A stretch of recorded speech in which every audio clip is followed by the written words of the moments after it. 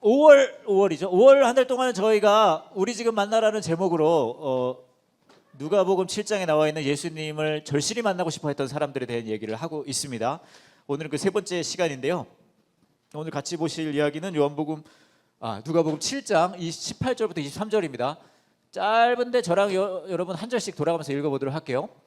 요한의 제자들이 모든 소식을 요한에게 알렸습니다. 요한은 제자 가운데 두 사람을 불렀습니다.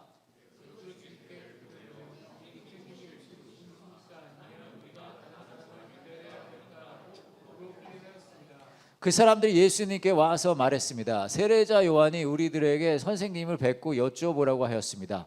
선생님이 오실 그분이십니까? 아니면 우리가 다른 사람을 기다려야 합니까?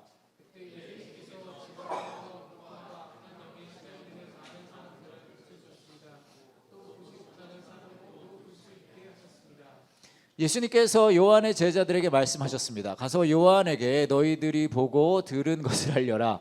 보지 못하는 사람이 보고 다리를 저는 사람이 걷고 문둥병 환자가 깨끗해지며 듣지 못하는 사람이 듣고 죽었던 자가 살아나며 가난한 사람들에게 복음이 전파된다고 하여라. 예, 제가 이 직업인 만큼 청첩장도 좀 많이 받고 결혼식장도 가고 뭐 주례도 하고 그런 일들이 많이 있는데요. 뭐 여러분도 결혼식장 많이 가시고 청첩장 받고 그러시잖아요. 근데 제가 얼마 전에 미국에서 어떤 분이 만든 청첩장인데 그걸 보고 소소하게 빵 터졌습니다. 이거 너무 기대하시면 안 돼요. 크게 빵 터지는 거 아니고 소소하게 빵 터지는 건데 제가 보고 빵 터진 청첩장이 하나 있는데 이런 거였어요. 이렇게 써 있습니다. Welcome to Becca's wedding, featuring Jack. 해석해 드립니다.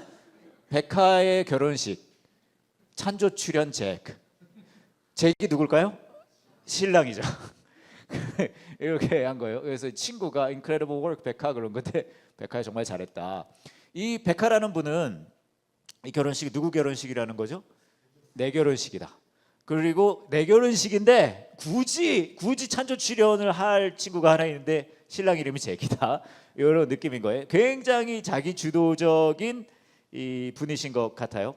근데 이게 이제 빵 터진 얘기긴 하지만 우리가 뭐라 그럴까? 우리 삶을 살다 보면 굉장히 몰입을 합니다. 의미 부여를 해요. 이분 같은 경우는 이제 결혼식이 굉장히 의미 부여를 한 거고 우리가 삶을 살다 보면 여러 가지 막 그 의미 부여를 하고 그렇게 열심히 이제 집중하면서 살아가는 게 우리의 모습이라고 할 수 있는 것 같아요. 근데 그러다 보면은 어떤 일이 벌어지냐 하면 그 과정 속에서 진짜 이거야라고 하는 것들이 아닐 때에 겪는 어려움이 있어요. 그거 의미부여 엄청 하고 이거구나 하고 했을 때에 오늘 이야기를 보면 요한의 제자들이 와서 예수님한테 묻는 거예요.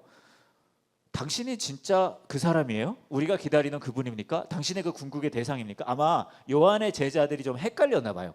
근데 저도 사실 엄밀히 말하면 요한의 제자거든요.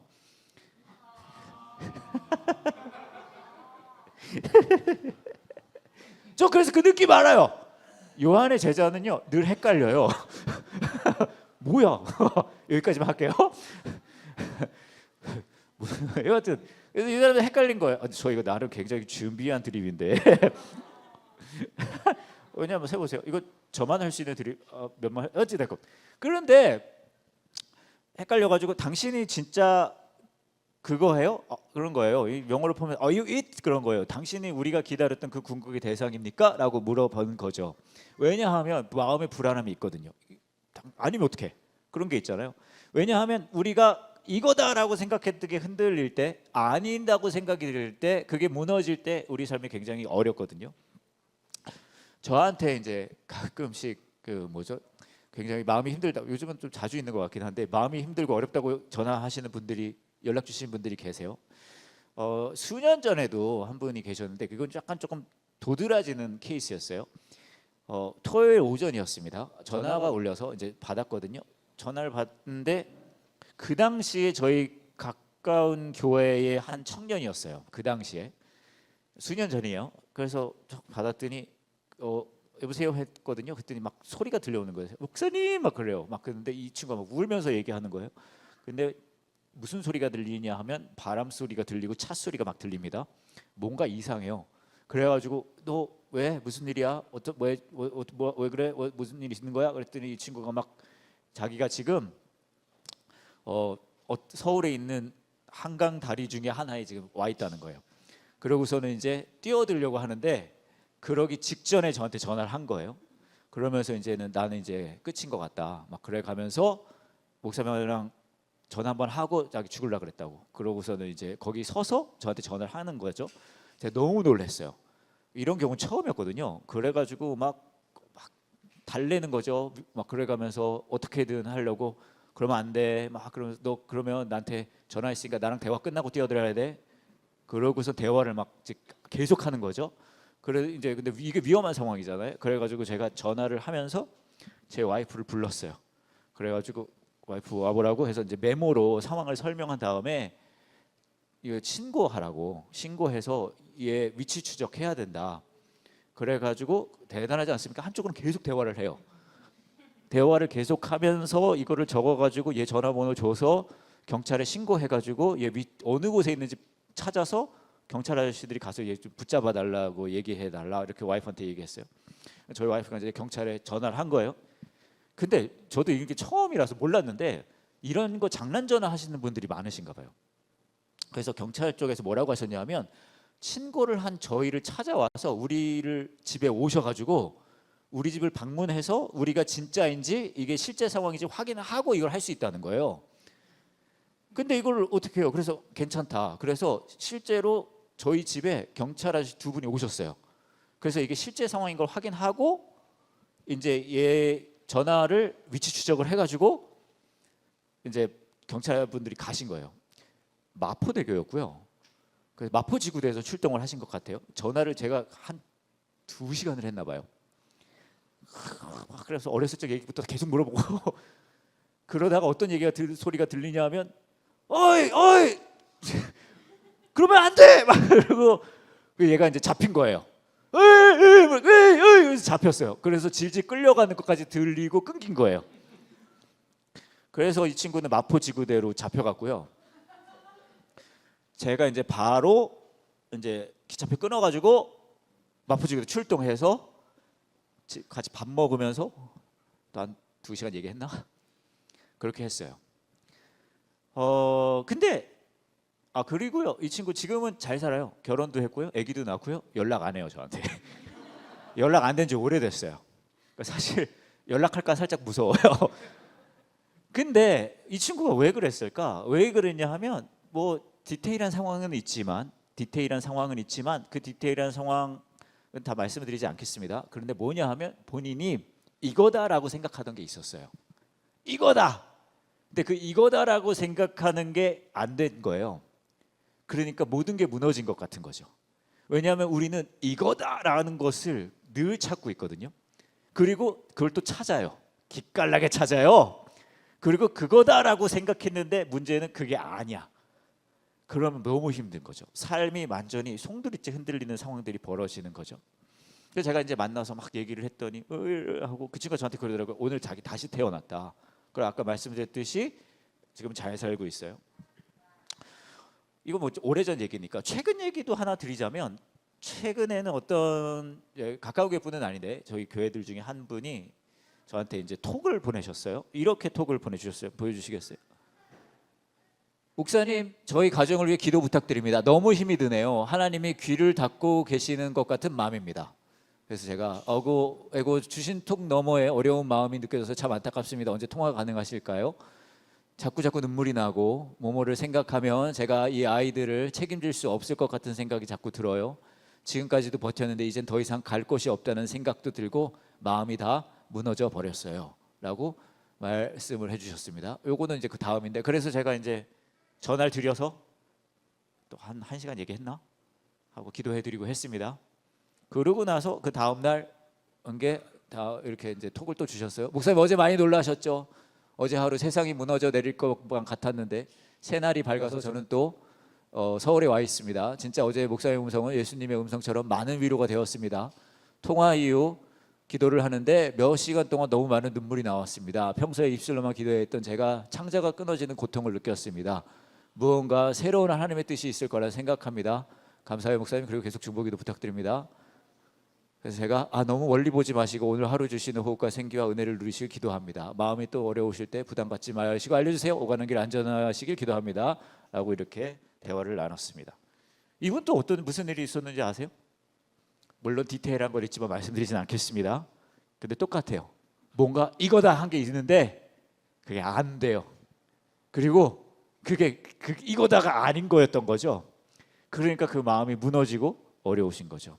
그래서 저도 1시간 정도 아까 말씀드린 얘기하고 기도해 드리고 했는데 그러고 나서 이제 마음이 많이 괜찮아지셨던 것 같더라고요. 자, 이쯤 되면 여러분 궁금하지 않습니까? 제가 무슨 얘기를 하는지.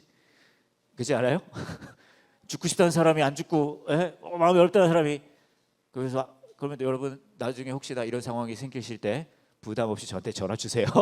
그때 제가 다 말씀드릴 테니까. 근데 사실 별 얘기는 아니에요. 내가 이거다 생각하고 있는 당신의 시선이 꼭 그거라고 생각하는 게 잘못된 것 같아요 라고 얘기를 해드리거든요. 그러면은 그거는 실질적으로 굉장히 받아들이기가 어려워요. 오늘 요한의 제자들이 와서 당신이 우리가 기다리던 그것입니까? 라고 물어보는 거예요.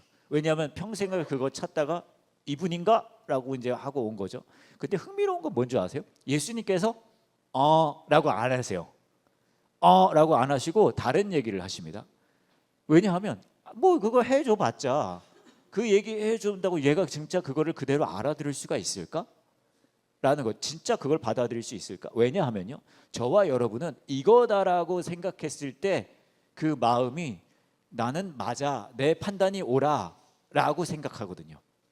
그런데 예수님은요 그거 자체를 뒤집는 분이세요. 뭐 아까도 우리 승민님께서 잠깐 얘기하셨지만 저도 그런 면이 많이 있는 것 같습니다. 저도 쉴 새 없이 이번엔 진짜다, 이번엔 진짜다 라고 생각하고 그러고서는 막 까부는 거예요. 이번엔 진짜거든요 하고. 하지만 하나님께서 그런 교만한 저를 치시는 거죠. 놀랍지 않습니까? 제가 지난 한 주 동안 얼마나 괴로웠는지 몰라요. 사실 제가 저번에도 말씀드렸지만 조마조마했어요. 에이 설마. 하지만 제가 이번엔 진짜야, 이번엔 괜찮을 거야 라고 생각했단 말이죠. 그런데 어떻게 된 거예요? 니깎게 뭘 아냐 하더니 보란 듯이 사면패를 당합니다. 마치 하나님께서 저한테 그러시는 것 같더라고요. 니까지 게 뭘 안다고. 대단하지 않습니까? 영성이 충만한 목회자는요 한화 이글스를 보면서도 하나님을 만나요. 여러분, 그래서 제가 여러분께 그 말씀을 드리고 이제부터는 야구 얘기 안 할 거예요. 아니, 자, 야구 얘기는 할 거예요. 한화 이글스 얘기는 안 할 거예요. 너무 제가 교만했어요. 그래서 주님 앞에 제가 회개했죠. 잘못했습니다. 제가 뭐라고 그랬더니 하나님께서 어제 저에게 잠깐 위로를 해주시더라고요. 잠깐. 근데 이것도 진짜 웃기는 게 뭔지 아세요? 이게 진짜 제가 저 때문에 진짜 하나가 졌을까요? 여러분 이제 그렇게 믿기 시작하셨군요. 이게 큰일 나는 거예요. 보세요. 물론 저도 그렇게 생각했지만 저 때문에 하나가 진 거 아니에요, 여러분. 하지만 나 때문이라고 믿죠. 왠지 아세요? 왜냐하면 이것은 이번엔 진짜다 하면서 그것이 아니라면 내가 한 거 아닌가라는 생각하는 거예요. 왜 우리가 우리 삶에서 힘드냐 하면 이번엔 진짜다라고 내가 판단하고 그것을 내가 해내고 내 판단이 맞아야 된다는 것에 우리는 정말 최선을 다합니다. 근데 그렇지 않을 때가 많아요. 그래서 예수님은 저와 여러분에게 뭐라고 얘기하시냐면 맞죠? 내가 진짜야라고 바로 얘기 안 해주세요. 대신 어떻게 하세요? 요한의 제자들에게 뭐라고 얘기하시냐면 봐봐라, 어떤 일들이 있었는지 한번 봐봐 라고 보여주십니다. 그래서 한번 말씀 보여주시겠어요? 21절에 이렇게 말합니다. 예수께서 질병과 고통과 악한 영에 시달리는 많은 사람들을 고쳐주셨습니다. 또 보지 못하는 사람들도 볼 수 있게 하셨습니다. 예수님께서 요한의 제자들에게 말씀하셨습니다. 이렇게 말했다는 거예요. 가서 요한에게 너희들이 보고 들은 걸 알려라. 보지 못하는 사람이 보고 다리를 저는 사람이 걷고 문둥병 환자가 깨끗해지며 듣지 못하는 사람이 듣고 죽었던 자가 살아나며 가난한 사람들에게 복음이 전파된다고 하여라. 뭔 말이에요? 봐봐라. 너 내가 궁극의 너가 찾던 궁극의 대상이라고 하면 너 믿을 거야? 너 그거 못 믿을 거잖아. 대신 봐봐. 이들의 삶에 나로 인해서 어떠한 영향력들이 변화들이 있었는지 한번 봐봐 라고 얘기하시는 거예요. 그 말은 무슨 말이냐 하면 우리 삶 속에 궁극의 대상을 찾는 저와 여러분에게 이건 진짜겠지, 이번에는 맞겠지라고 생각하는 우리에게 예수님이 뭐라고 하시냐면 너의 삶을 되돌아봐봐. 네 삶에 변화가 있었던 것은, 네 삶에 무언가가 만들어졌던 것은 그게 나 아니었니? 라고 말씀하시는 거죠. 여러분의 삶도 마찬가지예요. 저와 여러분의 삶 되돌아보세요. 진짜 우리가 이번엔 이거다라고 해내서 뭐가 만들어진 적이 있습니까? 없을걸요? 저와 여러분의 삶 속에 아닌데요, 내가 이거는 딱 해서 준비해가지고 한 건데요, 아닐걸요? 아닌데요, 그거는 우리 부모님께서 이렇게 준비해 주신 건데요, 아닐걸요? 제가 부모 돼봐서 아는데요, 제가 해줄 수 있는 게 하나도 없더라고요. 그러면 내 주위에 있는 누군가가 내가 해낸 건데요, 아니에요. 잘 생각해 보세요. 돌아보세요. 내가 해낸 것 같고 내 부모가 해낸 것 같고 뭐 한 것 같지만 그 모든 상황 속에서는 우리의 생각과 계획을 넘어서서 하나님께서 만들어 가신 그 상황들, 인도하심이 있었다는 거죠.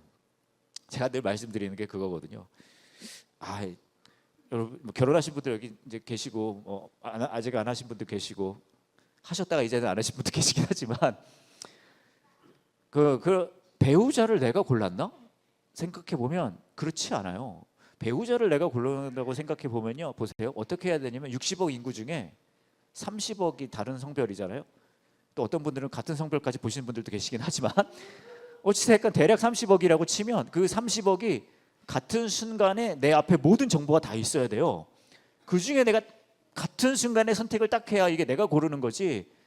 내가 누군가와 결혼했다는 것은 무슨 말이냐 하면 내가 결혼 적정한 시기에 그나마 내 주위에 있는 사람 중에 그 중에 내가 마음에 들었는데 가장 대단한 건 이겁니다. 그 사람이 나를 마음에 들어야 해요. 이거는 선택이 아니에요. 다 헷가닥한 거예요.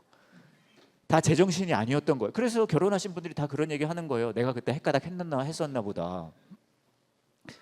그래서 보면 내가 이것을 궁극의 그것이다라고 결정, 네가 나의 궁극의 배우자다라고 아니에요. 뭐라고 예수님에서 하시냐 하면 네 삶을 되돌아봐봐라. 네 삶에 있는 그 모든 상황들 속에서 너가 주권자 됐으니 아니야, 언제나 나였어 라고 말씀하시는 거죠. 그리고 그것을 뭐라고 어떻게 얘기하시냐 하면 그냥 봐봐, 내가 다 이렇게 왔으니까 내가 너의 궁극의 대상이 되어, 그렇게 얘기 안 하세요. 뭐라고 하시냐 하면요, 그 모든 과정 속에 내가 너의 그 온전치 못함 속에서도 내가 너랑 함께 했어 라고 말씀하세요. 제가 그 맛있는 데 찾아다니는 거를 많이 좋아하진 않지만 조금 좋아하거든요. 맛집 같은 거 검색 많이 하시잖아요. 그래서 제가 맛있는 음식집을 이렇게 검색하는 거를 생각을 해보다가 문득 그 생각이 든 거예요. 맛있는 집은 되게 오래된 집이 맛있다고들 많이 하잖아요. 그래서 세계에서 가장 오래된 식당이 어딜까라는 생각이 들었어요. 그래서 검색해 봤거든요. 근데 그 식당이 어디 있냐면 스페인 마드리드에 있습니다. 스페인 마드리드에 있는 식당인데요, 1725년에 문 열었어요. 300년 된 식당이에요. 그래서 기네스북에 올라간 세계에서 가장 오래된 식당인데요. 그래서 검색해봤더니 이런 내용들이 나오더라고요. 이렇게 생겼어요. 마드리드에 있고 이름이 소브리노 데 보틴이라는 식당입니다. 이렇게 생겼고요. 그리고 이게 그 BBC에서도 한번 다뤘었어요. 막 여러 군데서 다뤘겠지만, 그래서 이거 기사를 제가 번역을 해드린다면 식당이 문 열고 나서 300년이나 장사를 했다는 건 어떤 걸까? 많은 사람들이 식당에서 수백 년 동안 밥을 먹었는데 그 중에 가장 일찍 문 연 데는 여기야. According to the Guinness World Record, 기네스 세계 신기록에 따르면 보틴이라는 식당은 스페인 수도 가장 중심부 마드리드에 있고 가장 오래된 식당이야. 이 보틴은 1725년에 문을 열었고 미국보다도 역사가 더 깊어. 나폴레온 전쟁보다도 더 오래됐고, 그 다음 제임스 와트의 스팀 엔진이 뭐지? 여러분 아시네요? 내가 이걸 왜 번역하고 있지? 증기기관보다 오래된 식당이에요. 안토니오 곤잘레스 고메즈 가족이 1922년부터는 인수해서 하고 있고요. 뭐라 그러냐 하면 이 성공의 비결은 이 분위기, 따뜻한 분위기와 마법 같은 분위기 이런 거라고 해요. 그리고 이 사람이 그런 얘기를 합니다. 사람들이 식당에 가는 이유는 그냥 밥을 먹기 위해서가 아니라 그곳에 있는 사람들과 소통하고 음식과 음료를 하면서 거기서 추억을 만들어가는 거, 기억을 만들어가는 거라고 얘기를 합니다. 그래서 이제 이 소브리노 데 보틴이라는 식당이 300년 된 식당, 세계에서 가장 오래된 기네스북에 등재된 식당입니다. 궁금하지 않아요, 여러분? 여기 어떤 분위기일지 혹시 가보신 분 계십니까? 아무도 안 계세요? 계세요? 오, 그러시구나. 왜냐하면 제가 여쭤본 이유가 저도 가봤거든요. 보여주시겠어요? 제가 찍은 사진이고요. 다음 보여주시고 거기서 찍은 거 1725년 그리고 거기서 먹은 음식이고요. 그리고 거기서 제가 10년 전에 영상 보여주시겠어요?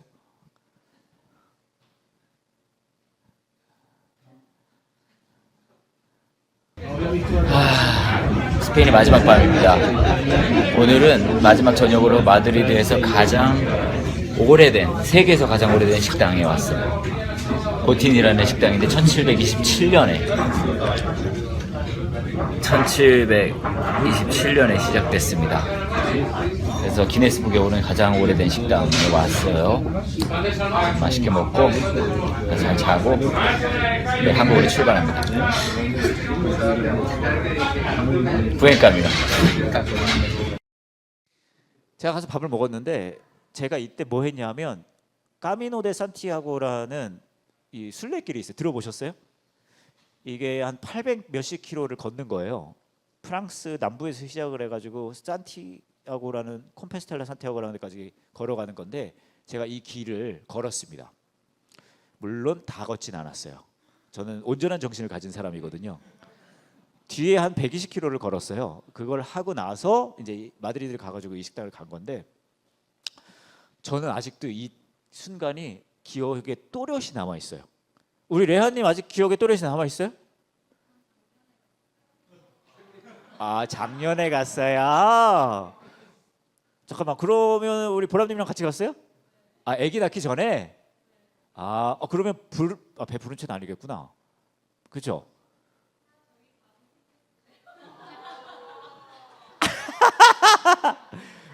이거 진짜 아줌마 토크다. 알겠습니다. 저는 저런 시기까지는 얘기할 생각은 없었고요. 저는 추억이 생겼습니다. 저는 아이가 생기지는 않았고 세다 세. 내가 뭔 얘기하려고 그랬지? 자, 그래서 제가 왜 이때가 기억에 남냐 하면 진짜 또렷이 기억해요. 분위기도 기억에 남고 먹은 것도 기억 남고 웨이터 선생님께서 와서 해서 주문한 것도 다 또렷이 기억에 남아요. 왜 기억에 남냐 하면요. 물론 식당도 어마어마하지만 생각해 보면 제가 평생 먹은 제가 그 끼니를 계산해 봤거든요. 그랬더니 대략 365 곱하기 3 해가지고 제가 45이니까 대략 그렇게 해보면 엄청 많이 먹은 것 같거든요. 그런데 다 기억 안 나요. 근데 이 한 끼는 기억이 난단 말이죠. 근데 제가 이때 100 몇십 킬로를 걷고 나서 너무 지치고 힘든 상황이었는데 그때의 이 먹었던 끼니였기 때문에 더 기억에 남는 것 같아요. 힘들고 지치고 어려웠을 때 그리고 이 친구도 같이 먹었던 이 끼니가 기억에 남는데 예수님께서 뭐라고 하시냐면 그렇게 말씀하세요. 자기에게 별명이 있다는 거예요. 그리고 40 몇 절인가 보여주시겠어요? 그 말씀 34절 인자가 와서 먹고 마셨다. 그러자 너희들은 저 사람은 먹보요 술꾼이며 세리와 죄인의 친구로구나 말했다는 거예요. 예수님의 별명은 뭐예요? 먹보와 술꾼인 거예요.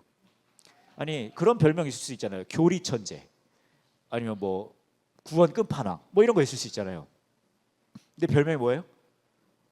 먹보죠 술꾼이라는 거예요. 그러니까 여러분이 가진 그 별명과 크게 다르지 않아요. 왜 그럴까요? 왜냐하면 예수님께서 우리에게 그러시는 거예요. 야 봐봐라, 너의 삶 속에 지금까지 온 것이 너가 한 게 아니잖아.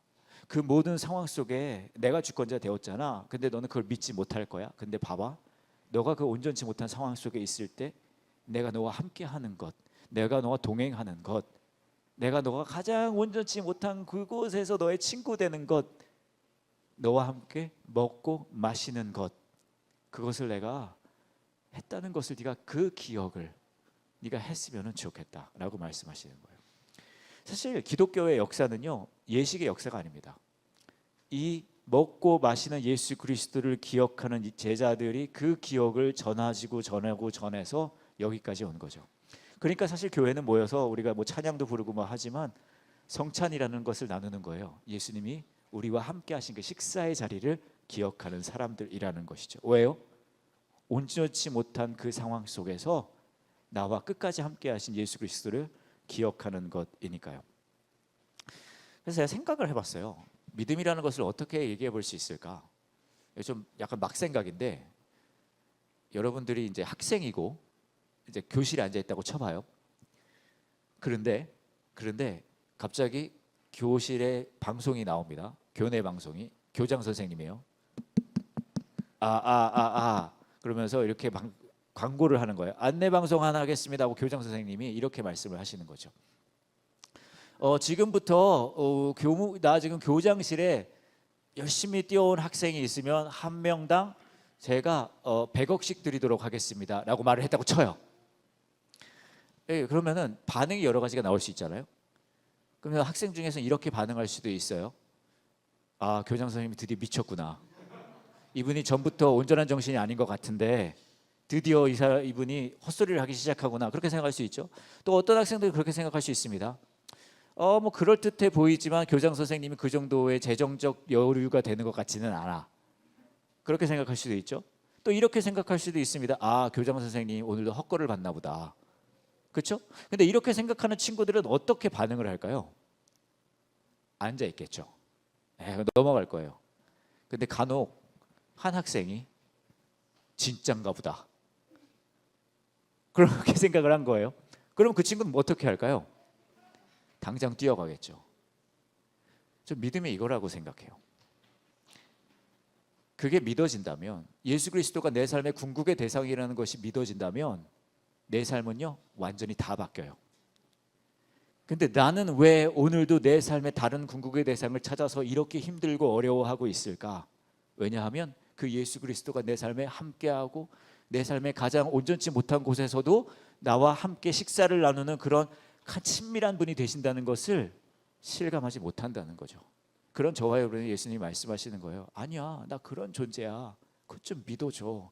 너는 지금도 그 다른 대상을 잡아서 그거가 안 될까 봐 이거야 하고 그거가 안 될까 봐 힘들어하지만 아니야. 네 삶의 궁극의 대상인 나라는 것, 그리고 그런 내가 네 삶에 지금까지 함께 왔다는 것, 네 삶을 인도해 왔다는 것을 네가 좀 실감했으면 좋겠다라고 말씀하신다는 거죠.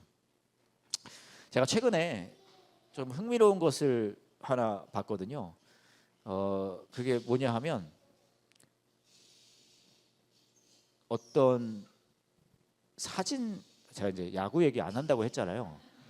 사실 지난주에. 그래서 진짜 아까도 말씀드렸듯이 야구 얘기 하면 안 되겠다 했는데 야구 얘기를 안 할 수가 없는 게 제가 야구인이다 보니까 제가 그래서 야구 얘기를 살짝만 더 하려고 그러는데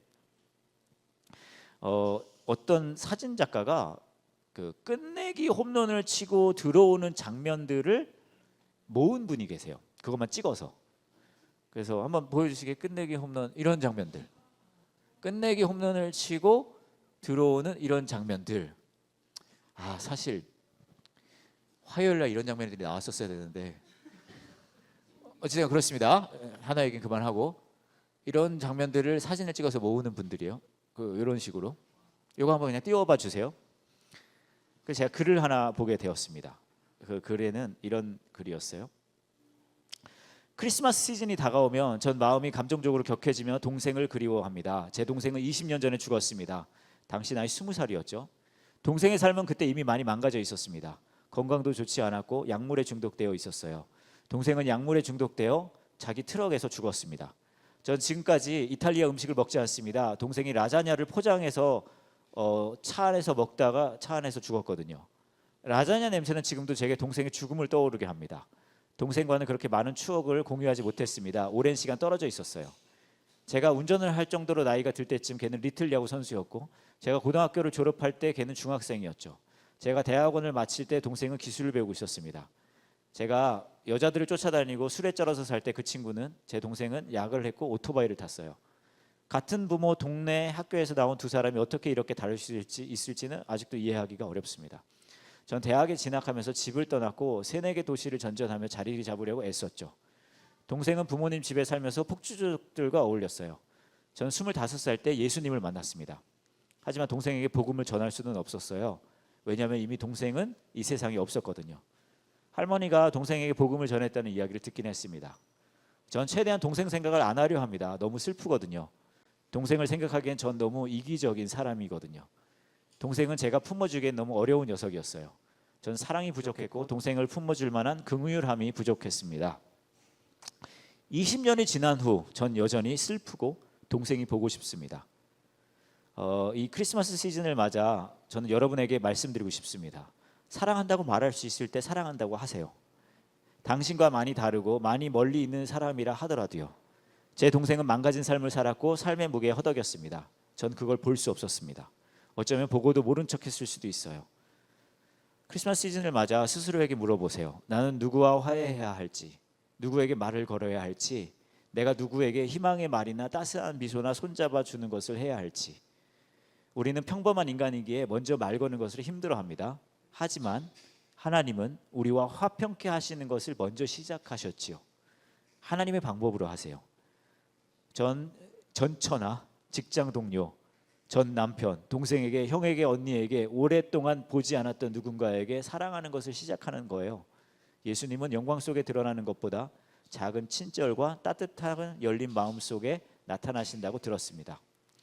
사랑하는 이들을 잃은 분들께, 천국에서 그들을 만날 것을 기다리는 분들께 저의 친구가 저와 공유한 글을 나누고 싶어요. 그리고 이 사진이 나오는 거예요.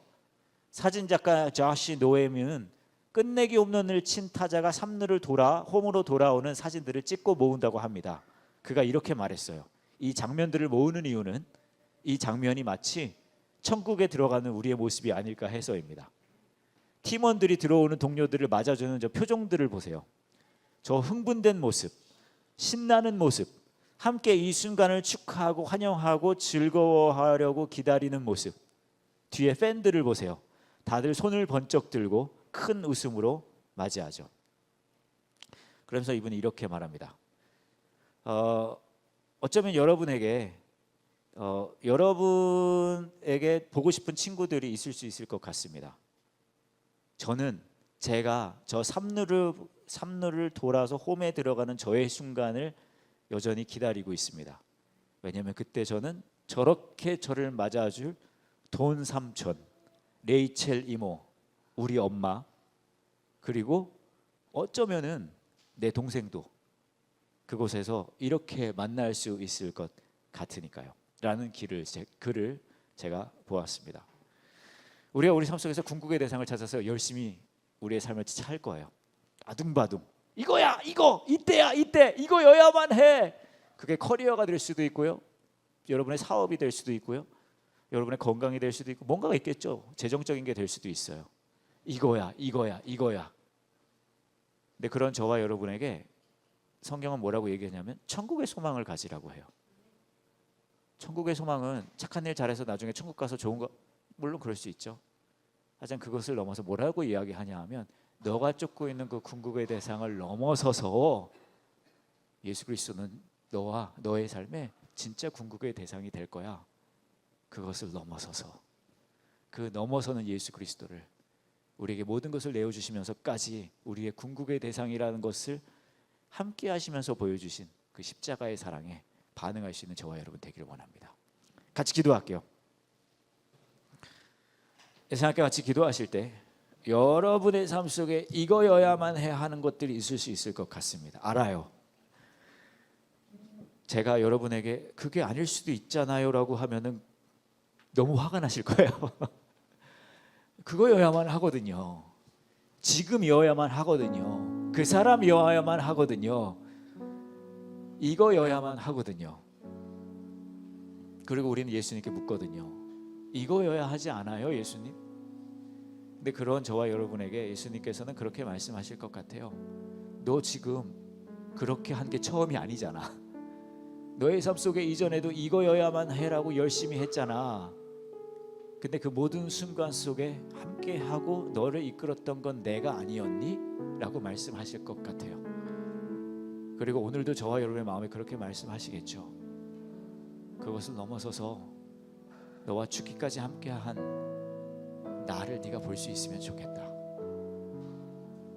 그리고 나에게는 네가 궁극의 대상이었다는 것을 네가 기억했으면 좋겠다 라는 그 십자가 위에서의 예수 그리스도의 부르심에, 그 속삭이심에 여러분의 마음으로 보고 또 반응할 수 있는 이 시간 되기를 원합니다. 이 시간 함께 같이 기도할게요.